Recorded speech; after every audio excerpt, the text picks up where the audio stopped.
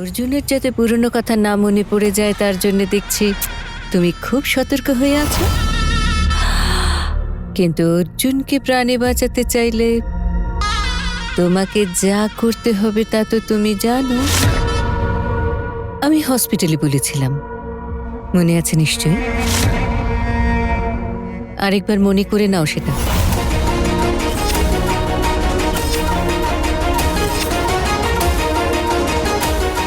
সুনেত্রা, তোমাকে কিন্তু এ বাড়ি থেকে চলে যেতে হবে এবার।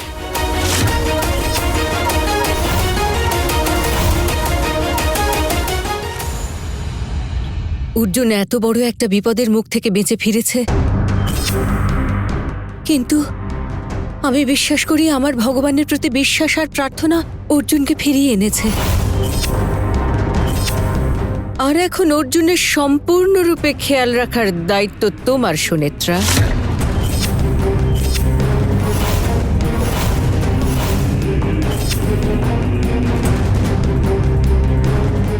অর্জুনের এখন বিশ্রাম নেওয়া উচিত। ঘরে নিয়ে যাও ওকে।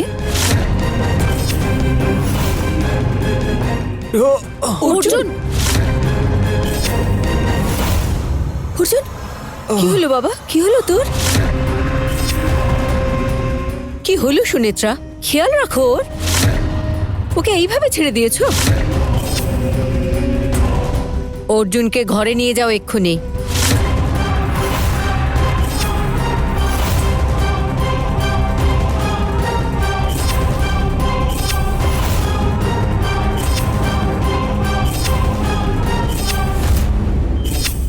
নিয়ে যাও মা, নিয়ে যাও।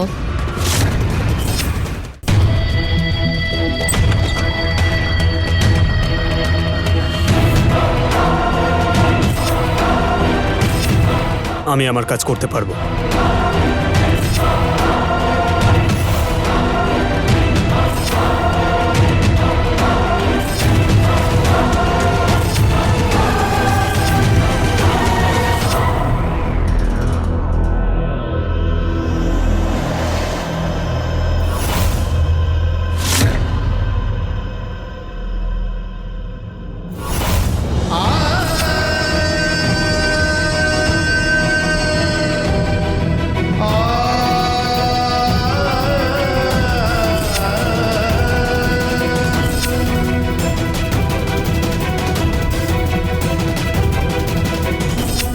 সুনেত্রা নয়, এটা আমাদের মেয়ে নয়। আমার মেয়ের জায়গায় অন্য কেউ চলে এসেছে।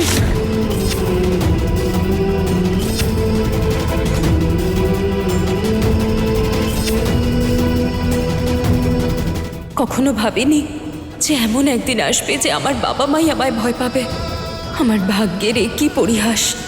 ওই অসুরকে বধ করার দায়িত্ব পড়েছে আমার উপর। কি করে করব আমি?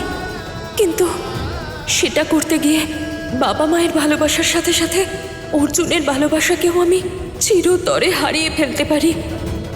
অর্জুনকে যদি বাঁচাতে হয় তাহলে আমাকে ওই কর্ণের হাতে একটা গোটা রাতের জন্য নিজেকে সঁপে দিতে হবে। এই প্রস্তাবই ওর মা আমায় দিয়েছিল। ওই রমাকে কি করে নিয়ন্ত্রণ করতে হবে সেটা আমি কিছুতেই বুঝতে পারছি না।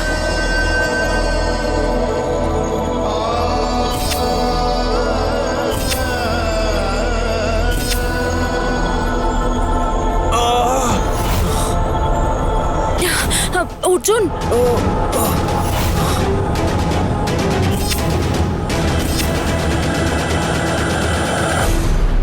একটা কথা পরিষ্কার শুনে রাখো, আমাদের পরিস্থিতি এরকম ছিল তাই বাধ্য হয়ে বিয়ে করেছি।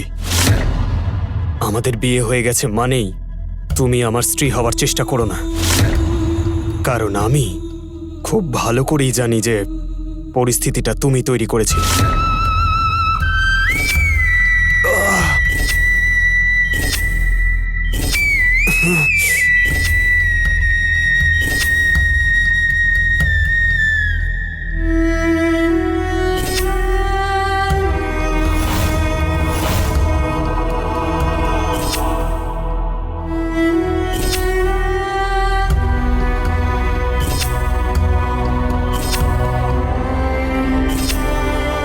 তুমি কর্ণর সঙ্গে বিয়ে করতে রাজি হয়েছিলে।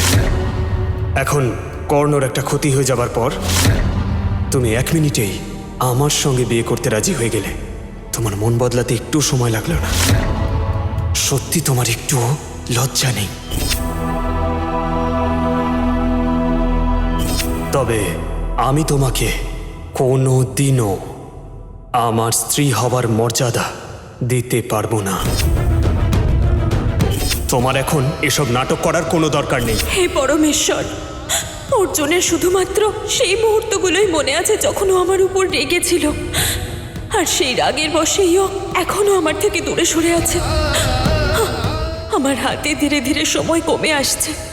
অর্জুনকে আমি সত্যিটা কি করে বলবো, কি করে বোঝাবো আমি?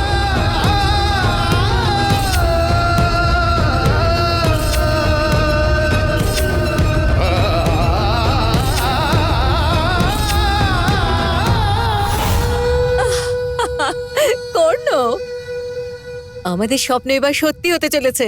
কংগ্রাচুলেশনস! এবার আমাদের সেলিব্রেট করার সময় এসে গেছে। কি বলছো? তার মানে সুনেত্রা সব শর্তে রাজি হয়ে গেছে? ওকে আমি 12 ঘন্টা সময় দিয়েছি। কাল সারা রাত হসপিটালে বসে ও এটাই ভেবেছে যে অর্জুনকেও কি করে রক্ষা করবে। ভেবেই গেছে। কিন্তু যতই ভাবুক না কেন, কিন্তু তোর কাছে আসা ছাড়া সুনেত্রার কাছে অন্য কোনো উপায় নেই। তাই জন্যে তুই একদম চিন্তামুক্ত থাক বাবা।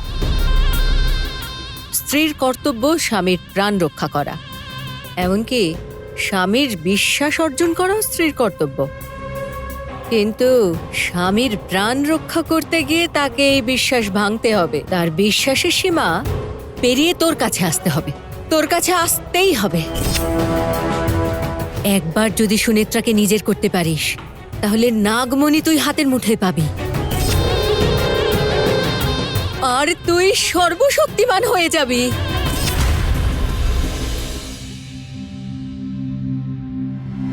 অর্জুন, তুমি কি সত্যি কিছুই মনে করতে পারছো না?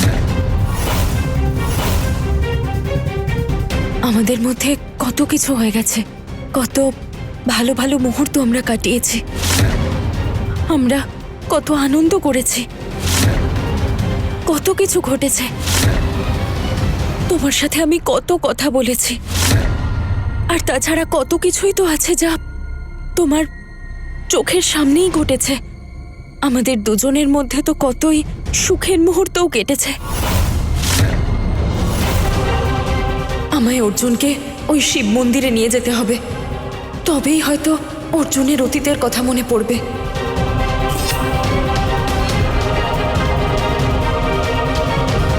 ঠিক আছে অর্জুন, আমি বুঝতে পারছি যে তুমি এখন কিছুই মনে করতে পারছো না, কিন্তু তোমার সব মনে পড়ে যাবে। তুমি শুধু আমার একটা কথা শোনো অর্জুন, তুমি আমার সাথে ওই শিব মন্দিরে চলো। ওখানে গেলে হয়তো সত্যিটা তোমার মনে পড়বে। নো সুনেত্রা, আমি তোমার মুখ থেকে আর কোনো সত্যি কথা শুনতে চাই না, কারণ আমি জানি তুমি আমাকে সত্যি কথা অন্তত বলবে না। তুমি প্রথমে কর্ণের সঙ্গে ভালো ব্যবহার করলে, এমন ভাব দেখালে যেন তুমি ওকে বিয়ে করবে, কিন্তু সেই সব কিছু তোমার নাটক ছিল।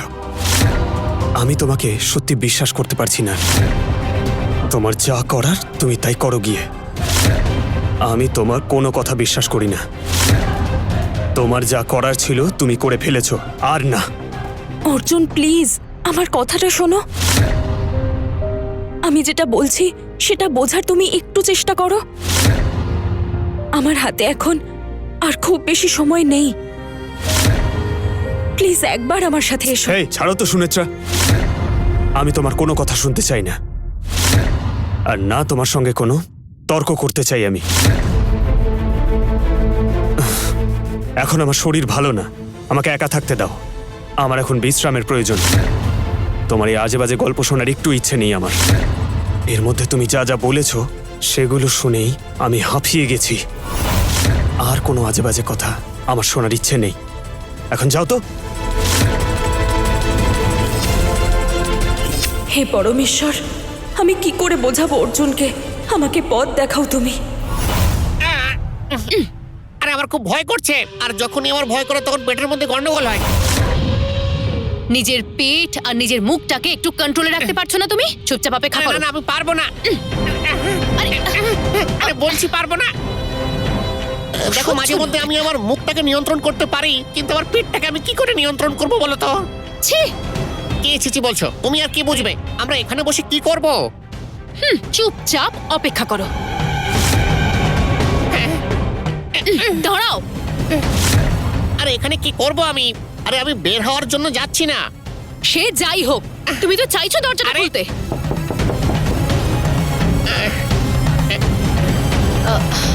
আমার বউ এসছে, খোলো। তুমি দাঁড়াও, আমি আরে দেখছি। হ্যাঁ তুমি যাও।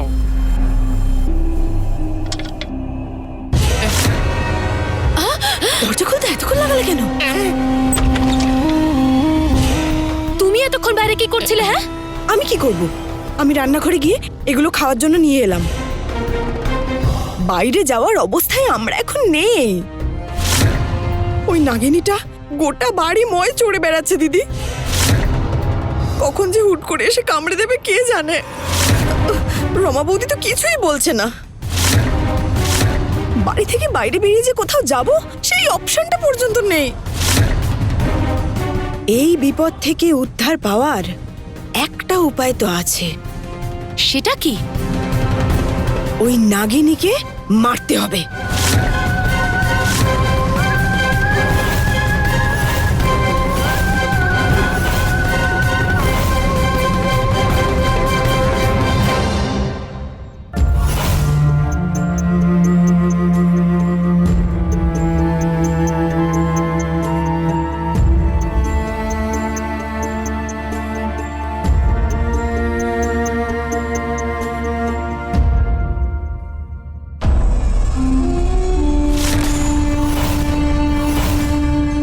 তুমি এত অবাক হচ্ছ কেন সুনেত্রা? চিন্তা করো না, আমি তোমাদের দুজনের সব কথাই শুনেছি। তুমি অর্জুনকে সমস্ত সত্যি কথা বলতে চেয়েছো, কিন্তু ও তোমার কোনো সত্যি কথাই বিশ্বাস করবে না। তার কারণ তুমি যেটা বলছো ও সবই ভুলে গেছে। সবকিছু জেনেও তুমি ওকে সত্যি কথা বলার চেষ্টা করছো কেন?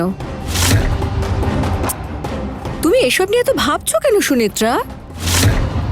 তোমাকে যে 12 ঘন্টা সময় দিয়েছিলাম সেটা শেষ হতে চলল, কিন্তু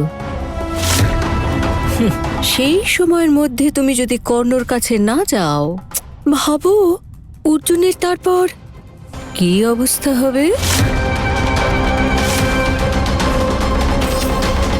তোমার আর অর্জুনের মধ্যের বন্ধন কতদিনের? এই কয়েক মাসের?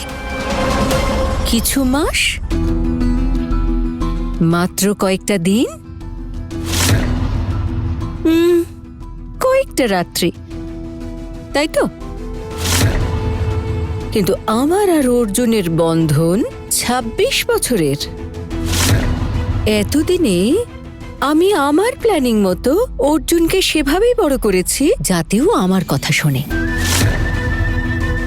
এখনো আমার স্নেহের বাঁধনে একেবারে বাঁধা পড়ে গেছে।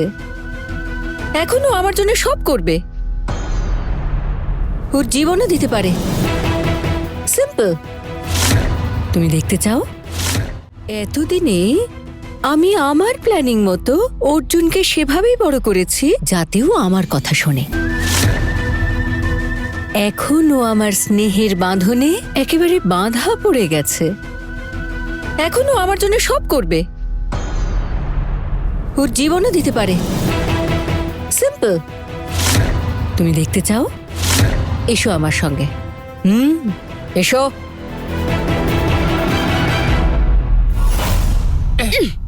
তোমার মাথাটা গেছে নাকি?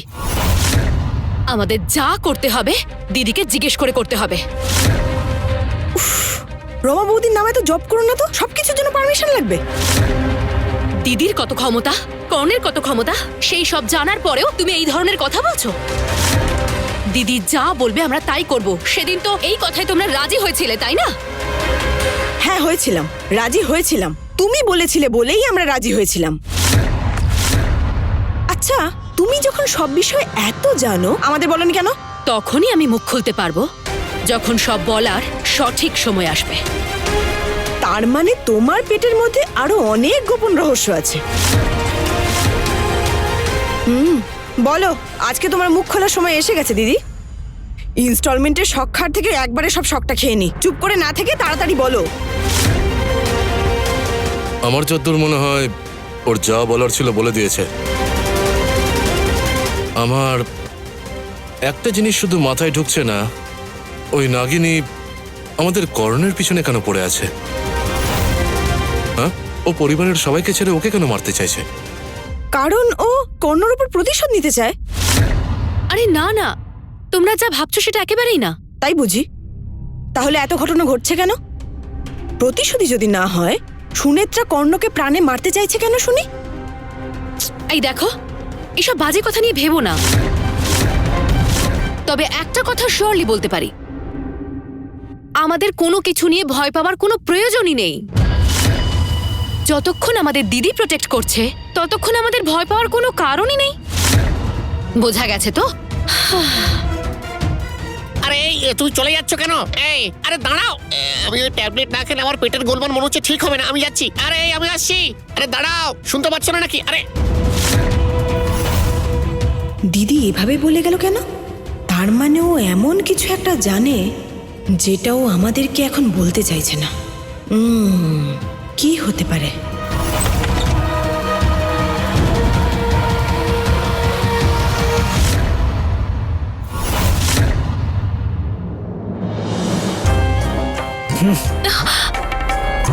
অর্জুন, বড় মা, উঠিস না বাবা। ও শো শো। ভাবলাম তোকে ডিস্টার্ব করব না। আমি তোকে ইচ্ছে করে ডিস্টার্ব করছি না রে বাবা, কিন্তু একটা খুব ইম্পর্টেন্ট কথা তোর সঙ্গে বলার আছে রে। আমি তোর আর সুনেত্রার মধ্যের সব কথা শুনেছি রে অর্জুন। যা হয়ে গেছে সেটা হয়ে গেছে বাবা, কিন্তু এটা মাথায় রাখ, এখন সুনেত্রা তোর স্ত্রী। কিন্তু তুই সুনেত্রার সাথে যে ব্যবহার করেছিস সেটা আমি পছন্দ করতে পারছি না রে। কিন্তু বড় মা, অর্জুন, সুনেত্রা এই পরিবারের বউ, তোর স্ত্রী হয় বাবা। নিজের স্ত্রীর সঙ্গে কেউ এরকম ব্যবহার করে বাবা? তোকে কি আমি এই শিক্ষা দিয়ে এসেছি ছোটবেলা থেকে? সুনেত্রাকে সরি বল বাবা।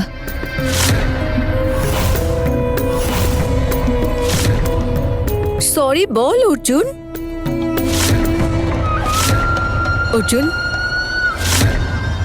তুই সুনেত্রাকে সরি বলবি কি বলবি না? যদি না বলিস আমি নিজেকে একেবারে শেষ করে ফেলবো। বড় মা, তুমি এভাবে কথা বলো না। আমি কিন্তু মিথ্যে বলছি না অর্জুন, আমি সত্যি কথা বলছি।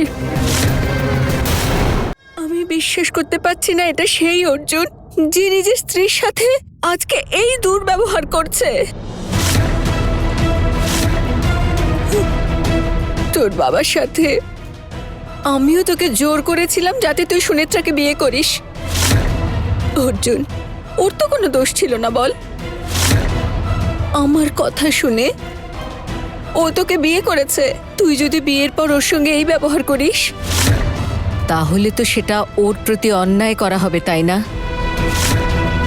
আর একটা মেয়ের জীবন নষ্ট হতে দেখে আমি কি করে বেঁচে থাকতে পারি বল? অর্জুন, তোর বড় মা তোকে আদেশ করছে, তুই সেটা মানবি না? যে মা জন্ম দেয় তার থেকে যে মা পালন করে তার গুরুত্ব কোনো অংশে কম নয় অর্জুন। শাশুড়ি হয়ে নিজের ছেলেকে আমি তার স্ত্রীর সাথে খারাপ ব্যবহার করতে কি করে দেখতে পারি? তুই আমার কথা শুনবি কি না? আমি যেটা বলছি তা শুনবি তো? ছোটবেলা থেকে তোকে কত ভালোবেসে মায়ের মতো আদর দিয়ে বড় করেছি। এবার আমি বুঝতে পারছি